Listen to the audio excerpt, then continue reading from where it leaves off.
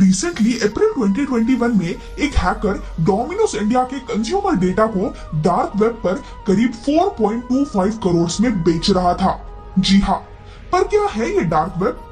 चलो तो आज हम इंटरनेट की काली दुनिया के बारे में बात करने वाले हैं, जिसे हम अक्सर डार्क वेब के नाम से जानते हैं। दोस्तों, क्या हो अगर मैं ये कहूँ कि आप जो इंटरनेट यूज करते हो वो सिर्फ 4% ही आपको दिखाई देता है, और उसके अलावा इंटरनेट की और एक भयानक दुनिया है जो कि आपने कभी न सुनी होगी न देखी होगी।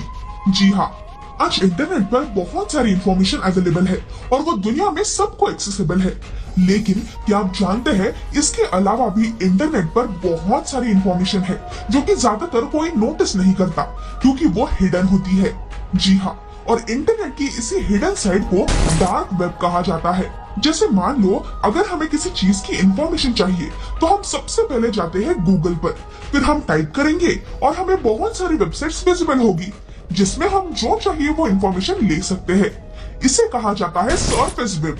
पर अब यहाँ कई बार ऐसे भी होता है कि हमें गूगल पर बहुत सारी चीजें एक्सेसिबल नहीं होती, तो वो सारी चीजें डार्क वेब के अंडर आती है जिन्हें हम गूगल, क्रोम या फिर माइक्रोसॉफ्ट ब्राउजर इससे एक्सेस नहीं कर सकते, क्योंकि डार्क वेब एक्सेस करने के लिए आपको स्पेशल ब्राउजर लगता है। और जैसे कि स्टैंडर्ड ब्राउजर्स के वेबसाइट्स के आगे .com, .in, .org ऐसे लिखा होता है, वैसे ही डार्क वेब की वेबसाइट्स के आगे .onion लिखा होता है।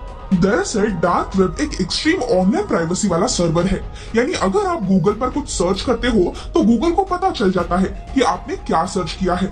लेकिन ये जो डार्क वेब की इंफॉर्मेशन होती है वो किसी भी रेगुलेशन या फिर कोई भी कंटेंट पॉलिसी से मैनेज नहीं होती। ये टोटल प्राइवेसी प्रोवाइड करता है।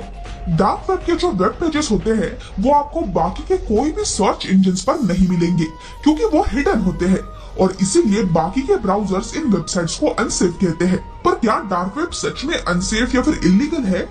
वेल दोस्तों, डार्क वेब को इंफॉर्मेशन का एक घर माना जाता है जहां लोग यहाँ कौन सी भी इंफॉर्मेशन एक्सेस कर सकते हैं। डिजिटल न्यूज पढ़ने से लेकर फेसबुक सर्फ करने तक आपको यहाँ सारा डेटा अवेलेबल हो जाता है।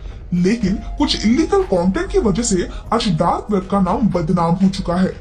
जैसे कि मैंने कहा था कि डार्क वेब हिडन होता है, यहाँ किसी की आइडेंटिटी आपको दिखाई नहीं देती, इसीलिए लोग इसका गलत इस्तेमाल करके यहाँ कुछ इलीगल कंटेंट स्प्रेड करते हैं, जैसे कि पोर्नोग्राफी, ड्रग सेल करने का ब्लैक मार्केट, इलीगल तरीकों से लोगों की पर्सनल इंफॉर्मेशन चुराना एक्सेट्रा। इतना सारा इलीगल कंटेंट क्रिमिनल्स के लिए एक सेफ प्लेस क्रिएट करता है।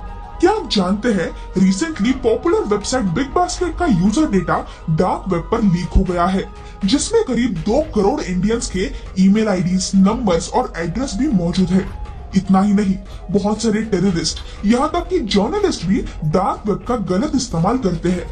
पर अगर चारों तरफ से देखा जाए तो डार्क वेब एक्सेस करना इलीगल नहीं है, लेकिन डार्क वेब का इस्तेमाल इलीगल कंटेंट के लिए या फिर कोई इलीगल वेपन्स खरीदने के लिए कर रहे हो तो वो गलत है।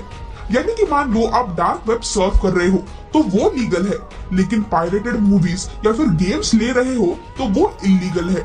तो ज्यादातर डार्क वेब यूज करना अनसेफ ही माना गया है, और अगर आप इस्तेमाल कर भी रहे हो तो मेरी राय यही रहेगी कि इसका ठीक से सोच समझ कर इस्तेमाल करना, क्योंकि क्या पता यूज करते वक्त आपका मोबाइल या फिर लैपटॉप ही हैक हो जाए तो।